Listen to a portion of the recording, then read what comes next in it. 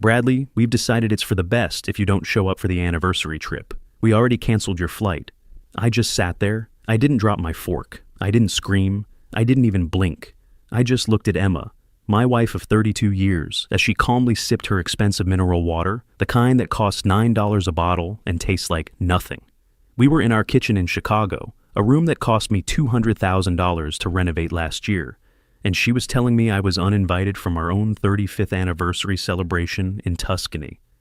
"You canceled my flight?" I asked. My voice sounded thin, like a wire being stretched to the point of snapping. "The trip starts in 3 days, Emma. It's our anniversary." "The kids agree," she said, finally looking at me. Her eyes weren't angry. They were worse. They were bored. It was the look you give a piece of furniture that doesn't fit the room anymore. "Ethan says every time we go out, you ruin the mood. You're always correcting people. You're too intense. It's like you're constantly auditing everyone's life choices. We just want a week where we don't have to feel like we're being judged by a grumpy accountant." "I'm an actuary, Emma. I calculate risk. That's how we paid for this house. That's how Ethan went to Yale without a single cent in debt. That's how your daughter, Qley, started her boutique that hasn't turned a profit in 4 years. See? Right there!" She slammed her glass down, the water splashing onto the marble island. That I paid for everything attitude. We're tired of it, Bradley. We're exhausted by you. Just take the week, go to a baseball game, drink your scotch, sit in the dark and count your pennies. Just let us have this one beautiful memory without your shadow over it. I didn't say another word. I didn't defend myself. What was the point? I got up, pushed my chair back. It made a sharp screeching sound on the tile, and walked to my study. I locked the door. The silence in the room was heavy, but the house wasn't quiet for long. Later that night, I heard them in the hallway. My family, my investments. Ethan, my 28-year-old son, the entrepreneur who had burned through $600,000 of my hard-earned capital on 3 failed startups, was laughing. I could hear the clink of beer bottles. "Is he pissed?" Ethan whispered, though not very quietly. "He's fine," Emma replied. Her voice was light, relieved. "He'll just puke some numbers into a spreadsheet, stare at a graph for 10 hours, and forget about it. He's basically a robot anyway. He doesn't feel things the way we do." "Good," Ethan said. "I didn't want him asking about the burn rate of the new app while we're trying to enjoy white truffles in Florence. The man is a human buzzkill. A robot. 32 years of marriage, 2 children, thousands of hours spent overhauling their mistakes, quietly fixing their credit scores, paying off their accidents, and making sure their world stayed spinning. And to them, I was a machine that leaked cash and buzzkill comments. They didn't know that for the last 14 months I hadn't just been puking numbers. I had been obsessed. I had seen a flaw in the national logistics insurance market, a massive gaping hole in how high-risk freight was being underwritten. The big firms were too slow, too bloated to see it. I had built a proprietary risk assessment model, an algorithm so precise it could predict loss ratios with 99% accuracy. I'd been working 18-hour days, hiding it in a private encrypted server, because every time I tried to share a breakthrough at dinner, Emma would roll her eyes and Ethan would start texting. The morning they left for Italy was a cold, gray Chicago Tuesday. The house felt like a tomb. No goodbye, no see you later, Dad. Just the muffled sound of the Uber pulling out of the driveway at 4 a.m. I watched them from the window. They were glowing with excitement. Not a single one of them looked back at the house. I didn't go to a baseball game. I didn't drink scotch. I didn't mope. I picked up the phone and called a man named Marcus Vane. Marcus was the CEO of Apex Global, one of the most aggressive private equity firms in North America. We'd met at a charity gala 3 months prior, and I'd sketched the logic of my model on the back of a program. He'd been hounding me ever since. "Marcus," I said when he picked up on the second ring, "the data is clean. The stress tests are complete. The patent is filed. I'm ready to sign." "Bradley, thank God," Marcus laughed, his voice booming with the confidence of a man who breathes money. "I was starting to think you were going to stay in that boutique firm forever. I was worried your family would talk you out of it. They realize you're sitting on a gold mine, right? They think I'm a robot, Marcus, and robots don't need holidays." The next 6 days were a masterclass in professional execution. While my family was taking selfies in front of the Leaning Tower of Pisa and posting about living our best life, family first, I was entrenched in a glass-walled boardroom on Wacker Drive. The due diligence was grueling. A team of 20 analysts tried to find a hole in my logic. They couldn't. By Friday afternoon, the atmosphere in the room changed from suspicion to awe. "This is the holy grail of logistics underwriting," one of the junior partners whispered. Vane didn't just want the software. He wanted the entire infrastructure I'd built in secret. They offered me an upfront payment of $12 million in cash. $12,000,000. On top of that, a $7 million consulting contract over 3 years to oversee the integration. $19 million total. I signed the final document at precisely 4:30 p.m. on Friday. As the ink dried, I felt a strange sensation. For the first time in 30 years, the weight on my shoulders, the weight of providing for people who didn't even like me, evaporated. I walked out of the office and went to a small, greasy diner 3 blocks away. I ordered a $10 burger and a black coffee. I sat there in total silence, watching the rain hit the window. My phone buzzed. It was the group text, "Tuscany anniversary crew. Ethan, Dad, you should see this villa. The wine is incredible. It's like $300 a bottle. Sorry you're missing out, but honestly, the vibe is so much better without the lectures. LOL. Qley, the shopping in Florence is insane. Mom just got the most beautiful leather coat. We're having so much fun. Emma, it's so peaceful here, Bradley. I think this break was exactly what we all needed." I didn't reply. I just opened my banking app. The wire transfer had cleared. The balance looked like a phone number. I spent the rest of the weekend quietly. I hired a specialized moving crew for Monday. I didn't take much, just my clothes, my personal journals, and my high-end computer equipment. Everything else, the Italian furniture, the art, the memories, I left behind. The hammer dropped on Sunday night. They arrived home around 10 p.m., loud and exhausted, smelling of expensive perfume and duty-free booze. I was sitting in the dark living room, a single lamp dimmed in the corner. They didn't even notice me until Ethan flipped the main switch. "Whoa, Jesus, Dad! You scared the hell out of me," Ethan said, dropping a suitcase that probably cost more than a used car. "Why are you sitting in the dark, still playing the martyr?" "Not exactly," I said. My voice was steady, cold. Emma walked in, draped in her new leather coat. "Bradley, don't start. We're exhausted. It was a long flight.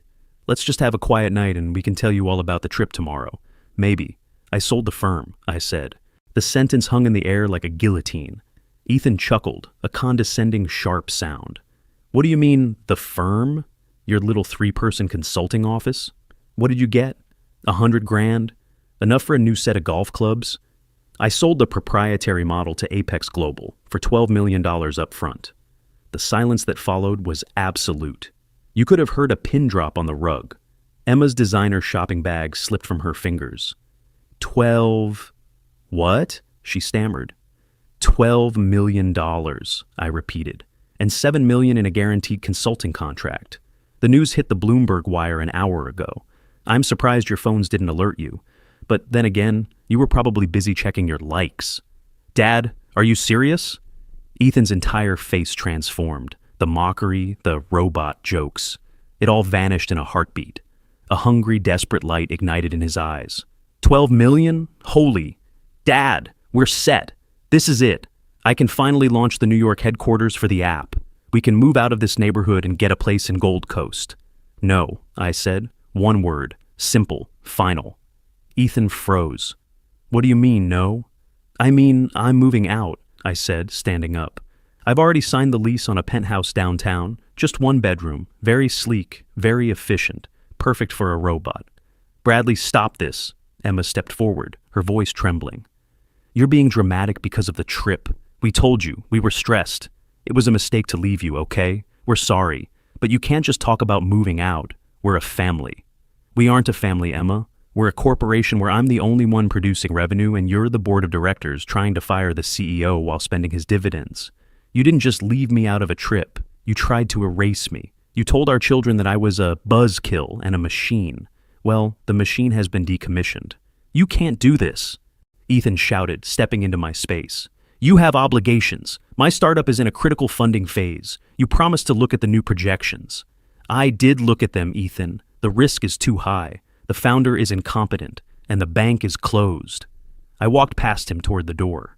Bradley! Emma yelled, her voice hitting a high, panicked note. What about the house? What about our life?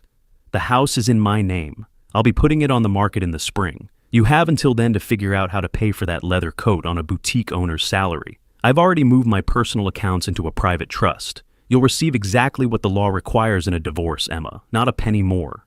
I walked out the front door. The cool night air felt incredible. I got into my car and drove away. My phone began to scream. Ethan, Dad, please, I'm sorry. I was just joking about the robot thing. I love you, man. Don't do this to my future. Emma, Bradley, come back. We can go to counseling. I didn't mean those things. Please, think about our 32 years. Qley, Dad, why are you doing this to us? It was just one trip. I blocked all of them, every single one. The next few months were the most productive of my life. I wasn't just working, I was living. I bought a telescope. I started cooking actual meals for myself. I felt human. But then came December. Christmas in Chicago is a spectacle of lights and forced cheer. For 30 years, I had been the one dragging the tree into the house, hanging the lights, and paying the 5-figure credit card bills that arrived in January. This year, I was in my penthouse, alone, and it was perfect. Until the 24th. There was a knock on my door. My doorman, a man I'd tipped $500 earlier that week, called up. Mr. Miller, your son is here. He says it's an emergency. I hesitated. Send him up. Ethan walked in looking like a ghost. He had lost weight. His expensive clothes looked wrinkled, unwashed. He wasn't the cocky entrepreneur anymore. He looked like a beaten dog. Dad, he said, standing in the foyer of my minimalist apartment. Merry Christmas. What do you want, Ethan? Mom is... She's a wreck. The bank sent a notice about the house. Qley had to close the shop. And I lost the lease on my apartment. And it's Christmas, he burst out, tears welling in his eyes. How can you sit here in this $1 million place while we're literally falling apart? Is this what you wanted? To see us crawl? No, I said, leaning against the kitchen island. I wanted you to see me, but you couldn't do that until the money stopped flowing. You're not here because you miss your father, Ethan. You're here because the robot stopped printing cash, and the vibey life you built on my back is collapsing under its own weight. That's not true, isn't it? If I hadn't sold the firm, if I were still that grumpy accountant paying for your failed dreams, would you be here right now? Or would you be at some Christmas party in Aspen, laughing about how glad you are that I stayed home? He didn't answer. He couldn't. Go home, Ethan. Spend Christmas with your mother. Figure out a budget. Get a job. A real one. One with a boss and a clock. Maybe then you'll understand what it took to build the life you threw away for a truffle in Tuscany. I closed the door on him. I sat by my window that night, watching the snow fall over the city. My phone buzzed one last time. A notification from my bank. A dividend payment from the consulting contract had just hit. $50,000. I looked at the number, then I looked at the dark, quiet apartment. For the first time in my life, the math was perfect. I poured myself a glass of 20-year-old scotch. I toasted the skyline. Merry Christmas, Bradley, I whispered. The robot was finally offline. And the man was just getting started. The aftermath was a slow burn. The divorce was finalized in February. Emma tried to fight the trust, but I had built it with the same precision as my logistics model. It was airtight. She got the house, but she couldn't afford the property taxes or the heating bill. She had to sell it and move into a condo that was, in her words, beneath her. Ethan took a job in middle management for a shipping company. He hates it. He calls me once a month, trying to sound casual, trying to pivot the conversation toward a loan.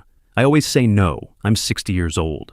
I have $19 million and a brain that works like a Ferrari. I've started a new venture this time. It's a nonprofit that teaches financial literacy to kids who actually want to learn. Sometimes, when I'm walking through the city, I see a family laughing together, and I wonder if it's real or if there's a man in the background, quietly paying for the smiles while being erased from the picture. I hope for their sake it's real. But for me, I'm done paying for illusions.